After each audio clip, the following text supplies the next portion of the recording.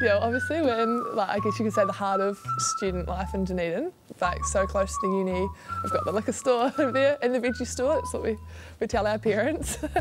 I have some of the best flatmates, they're so good to me. If I come home from training, if I'm late, we have a chores thing, if I'm not here they always just, yeah, they're so good to me. Like the other day they even made my bed and washed my sheets for me, so they're pretty good.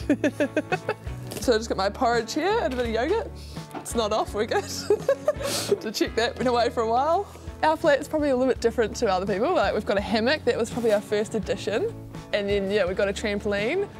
We've got a fish tank. I'm not really a fan of the fish. You can't pet them, they just sit there and look at you. So this is socks. We're actually not allowed pets at the flat, but talked to the landlord and he's been very, very nice and let us have her. So I'm the biggest animal person. Some people call me the animal whisperer, like this crazy pet person. Like living on a farm, any pet, any animal, I'd like to look after it. Last year I had a lamb for a while, so it came into one of my lecturers because I was so late, I had to take it with me. For a while we pretended it was a ringtone on the phone, but yeah, that didn't last very long.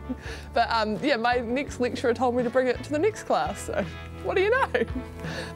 So I'm studying to be a primary school teacher. I'm in my third year of study, but still doing second year stuff. Obviously netball takes over, so yeah, just slowly chipping away at that. It's so full on, and some days I'm rushing back and forward. I definitely sit down in class sometimes and I'm still sweating from training. I've definitely been sitting around team things and trying to do assignments. We train down at the high performance gym, the same gym as the Highlanders. So yeah, it's pretty cool to see how hard they train as well. Because at the end of the day, we're different sports, but everyone wants to do their best. So no, it's a very, very cool environment to be in. So just doing some weights, and a massive part of the game now is you've got to be strong, and especially in that shooting circle, you're always getting pushed, and the umpires aren't always going to call it. They call it contesting, so just trying to build up some strength so you can take that ball and hopefully finish it off. Shooting is very different to defence, which I used to do. And I will say there is a lot more pressure at the end of the day. No one remembers that missed intercept, they always remember that missed goal. So I guess that is always in the back of your mind, but yeah, at the end of the day, you've got a job to do. Very tall, 193 centimetres.